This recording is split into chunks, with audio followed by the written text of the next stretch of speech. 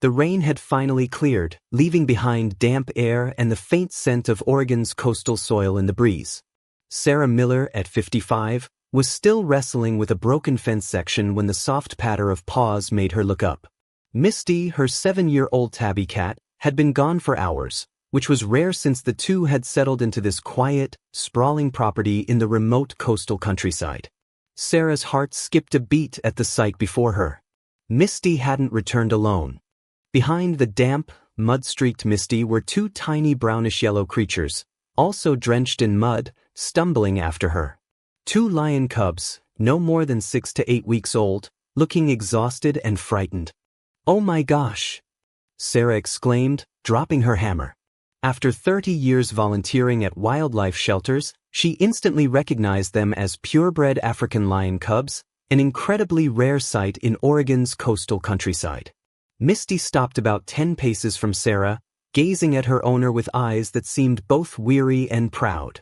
The lion cubs collapsed onto the ground, panting heavily, mud caked on their delicate fur. When Sarah stepped closer, something unexpected happened. Misty let out a soft hiss, a sound she had never directed at Sarah before. She shifted to one side, placing herself between Sarah and the lion cubs. The message was clear. They were under her protection. Sarah stepped back, observing the muddy paw prints. Sarah realized Misty must have followed the path along the creek that had swelled from the heavy rain. Years of experience told her these lion cubs didn't belong here. They must have come from somewhere farther off, under strange circumstances. Sarah's keen eyes scanned the surrounding area, searching for any sign of a mother lioness or other lions. But there was only the wind rustling through the pine trees and the sound of water rushing from the nearby creek. These lion cubs had clearly been abandoned or lost, and Misty had somehow found them. Sarah opened the door to the shed that had been converted into a workspace, motioning for Misty. Surprisingly, the lion cubs seemed to understand. They staggered to their feet, continuing to follow Misty inside. Sarah took out her phone and called Emily Carter, a former colleague at the Wildlife Protection Agency. "Sarah, you won't believe this," Emily said after hearing Sarah's story. "We just got a report about an illegal animal transport truck that overturned while trying to cross the flooded creek about 5 miles from your place," Emily said. "Police recovered some animals, but many are still missing." The pieces began to click in Sarah's mind. Wildlife traffickers, the scourge she'd battled throughout her career, must have been illegally transporting these lion cubs. The rain and rising water had created a rare chance for these little ones to escape. When Emily offered to come pick up the cubs right away, Sarah glanced at Misty. The cat had curled up beside them, gently licking the mud from their fur with surprising care. "Emily, we've got a problem," Sarah said. Misty's claimed them as her own. She explained that Misty had formed a protective bond with the cubs, and separating them now could stress them all out. With her extensive experience with animals, Sarah convinced Emily to let her temporarily care for the lion cubs for a few days until they were strong enough to be transported. Emily reluctantly agreed but cautioned that this was only a short-term solution. 3 days, Sarah, no more, and I need daily updates, Emily said before hanging up. After the call, Sarah began rummaging through her old cabinets for supplies. She pulled out some formula bottles for carnivores, a basic medical kit, and thick blankets. With the precision of a surgeon, she set up a warm, safe corner in the shed, spreading out the softest blankets she could find. When she returned, Sarah found Misty had already settled the lion cubs in a cozy corner where they were safe and warm. The cat was carefully licking the mud from their fur, her movements gentle and patient, like those of a mother. Luna and Theo, names Sarah would soon give them, had fallen asleep from exhaustion, their tiny bodies curled up next to Misty, seeking warmth and comfort. Sarah watched Misty tenderly caring for the lion cubs. She wondered if 3 days would be enough. Gazing into Misty's steady eyes, Sarah knew the cat had made her decision, and nothing seemed likely to sway her. The first night passed with constant watchfulness. Sarah slept on the old armchair in the shed, stirring at every sound, ready to step in if needed. But Misty had everything under control, tending to the lion cub's needs with remarkable natural instinct. When Luna woke up and began to mew from hunger, Misty promptly nudged Sarah, guiding her to the prepared bottle. Coastal dawn filtered through the door cracks, signaling a new day. Sarah woke to find Misty had led Luna and Theo outside, guiding them to take care of business in appropriate spots, a behavior Sarah never imagined a cat could teach lion cubs. "All right, old friend," Sarah said to Misty as the cat ushered the cubs back inside. "We've got 3 days. Let's make them count." Sarah turned the shed into a temporary haven for the 2 lion cubs, using her expertise to check their health and care for them. They were dehydrated, hungry, and scared, but thankfully had no serious injuries. Misty refused to leave the cubs, even skipping meals to stay by their side. Sarah quietly watched as Misty licked the mud off the cubs' fur, encouraged them to eat the food Sarah prepared, and taught them to play safely on the damp ground. In the shed, Sarah named the 2 lion cubs. The larger one, with keen eyes and darker fur, she called Luna. The smaller, more lively and curious one was named Theo.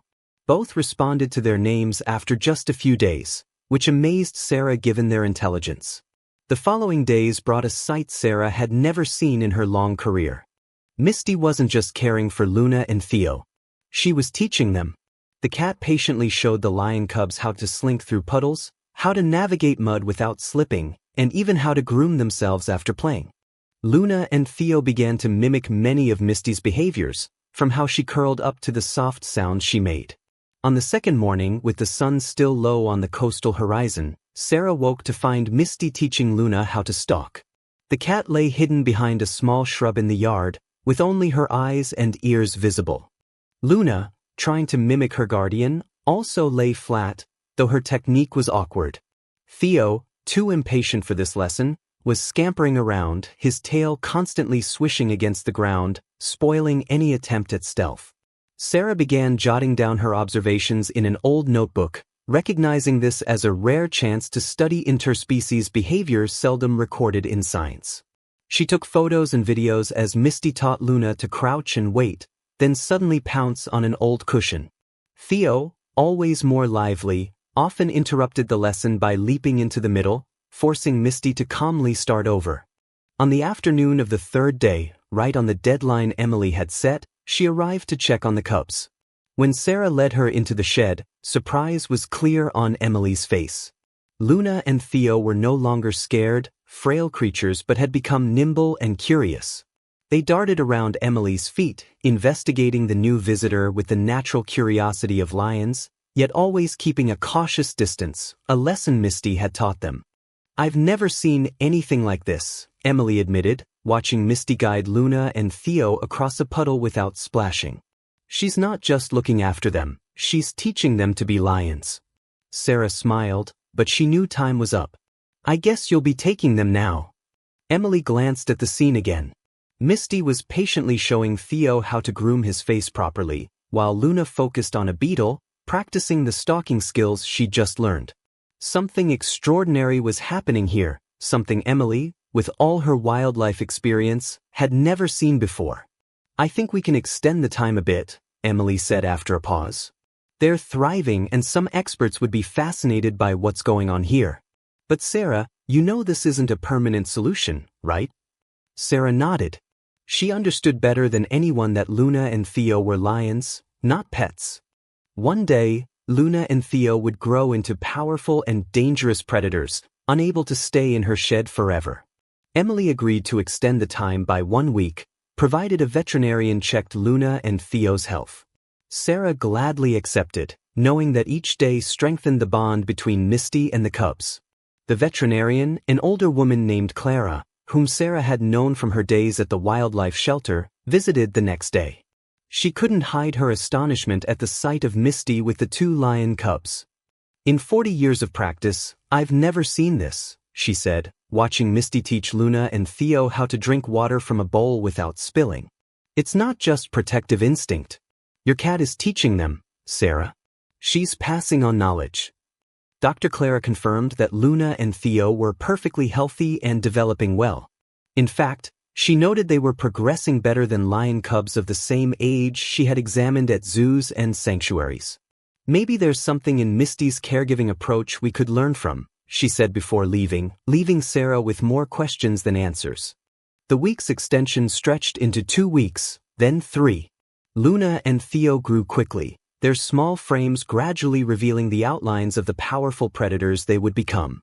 Sarah transformed part of the backyard into a safe play area for them, with logs to climb and a small pool for learning to swim. One afternoon, when Luna and Theo were about 6 weeks from the day they arrived at Sarah's, she witnessed an incredible moment. Misty had placed a toy mouse tied to a string that Sarah could pull in the center of the yard.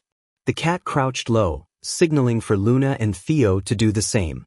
Then Misty crept toward the prey, step by step, pausing whenever the toy mouse twitched. Sarah gently tugged the string. Luna picked up the lesson instantly, copying Misty's every move with remarkable precision. Theo, as usual, was too eager to stay patient, constantly leaping out of hiding, causing the prey to escape. Sarah pulled the string hard. Misty showed no frustration. She patiently guided Theo back to the starting position, sometimes gently nudging the playful cub by the neck, much like a mother lioness would with her cubs. After many tries, Theo finally grasped the lesson of patience, and all 3 successfully hunted the toy mouse together. Sarah documented everything, creating a detailed record that she hoped would one day aid conservation and wildlife rehabilitation efforts. She realized that Misty's actions could offer new insights into nurturing orphaned animals for their return to the wild. Each day brought fresh lessons from Misty. The cat seemed to understand that Luna and Theo weren't kittens, but a different species with their own needs and instincts. She adapted her teaching to suit their lion nature, encouraging natural predatory behavior through carefully crafted games. Luna, with her more focused and cautious nature, quickly became Misty's star pupil. This cub learned to move silently, stalk without being noticed, and even use the surrounding environment for camouflage. Theo, though more lively and impatient, still picked up key lessons about teamwork and coordination in hunting. The most surprising thing was how Misty taught them about boundaries and rules. Misty established a gentle but effective discipline system, using soft hisses to warn when Luna and Theo went too far or played too roughly. As Luna and Theo began to show signs of growing strength, Misty taught them control, a crucial lesson for creatures destined to become apex predators. Emily continued to visit, initially weekly, then every 2 weeks.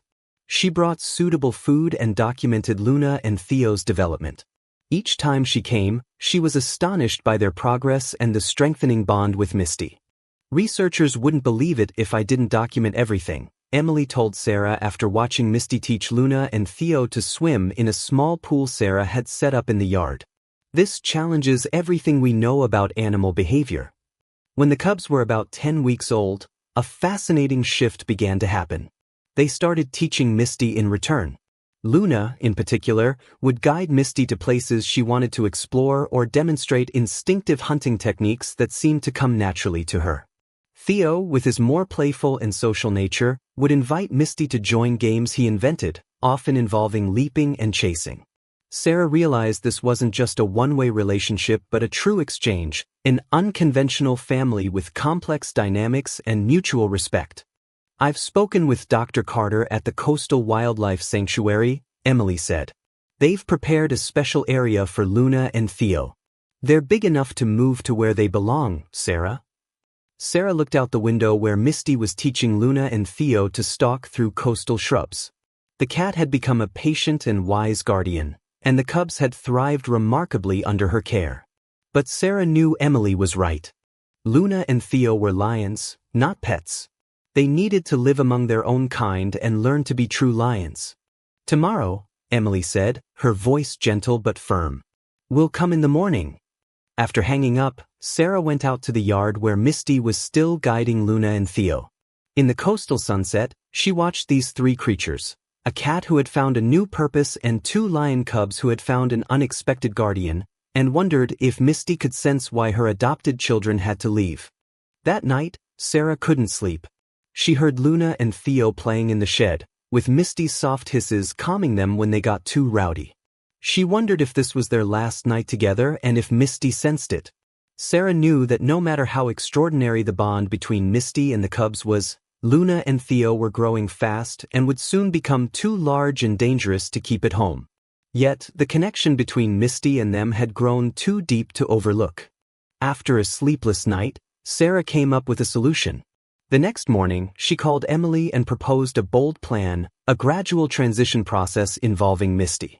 Sarah leveraged her extensive network and years of experience to convince Emily that this wasn't just a wild idea. It could be a groundbreaking approach, benefiting both Luna and Theo while providing valuable data for conservation efforts. "Listen, I want us to persuade the sanctuary to try a special program," Sarah explained. "Misty and I will take part in Luna and Theo's reintegration process.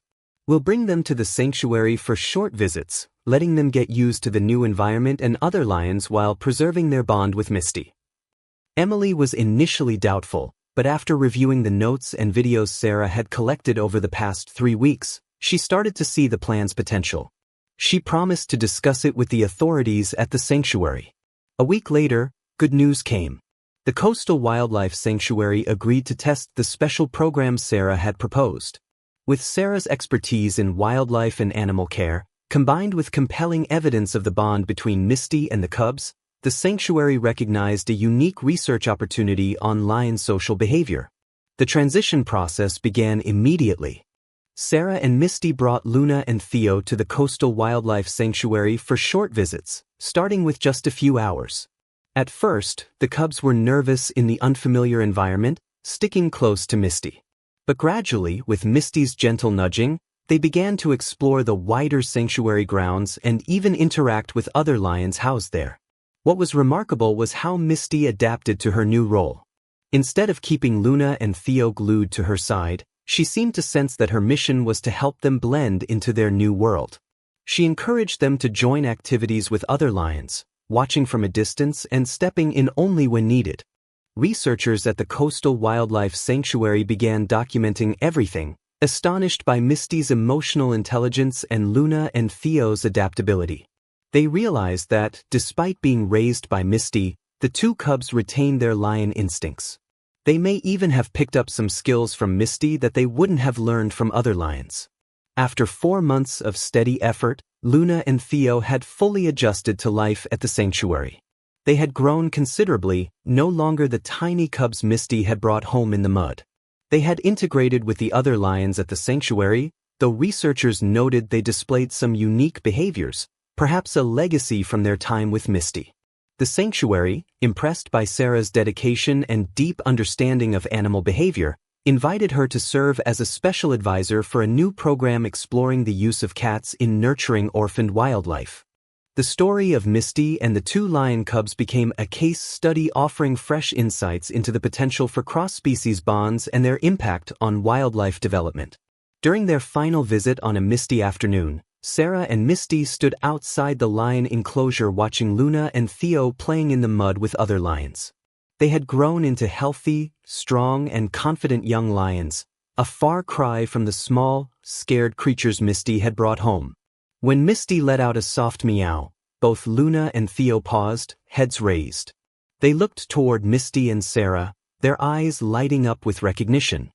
After a moment, Luna and Theo bounded to the fence, not in an aggressive stance, but with clear joy, like 2 playful lion cubs trailing after Misty on that first day.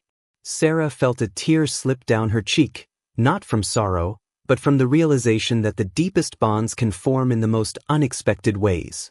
True love, she understood, isn't about clinging tightly, but knowing when to let go so those you care for can grow into their best selves. Misty, sitting proudly beside Sarah, seemed to grasp that too. Misty gazed at Luna and Theo one last time, then turned away, ready to head home. Her work was complete. She had saved 2 lives, nurtured them, and now she knew when to let go. Driving home, Sarah placed her hand on Misty's head.